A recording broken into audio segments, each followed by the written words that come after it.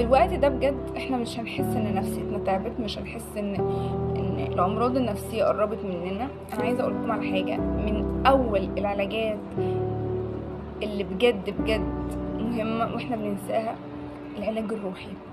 العلاج الروحي اللي هو علاجي انا او دوايا انا باتصالي بربنا. الحياه الروحيه مهمه جدا جدا جدا بالنسبه للشخص. لما يكون شخص مؤمن عنده صلة قوية بربنا، فبالتالي بيوصل لمرحلة السلام، فمش بيكون مضطرب، مش بيكون خايف، مش بيكون قلقان، مش بيكون عنده مشاكل نفسية. انا ما شفتش قبل كده قديس او مثلا حد قريب من ربنا قوي عنده مشاكل نفسية.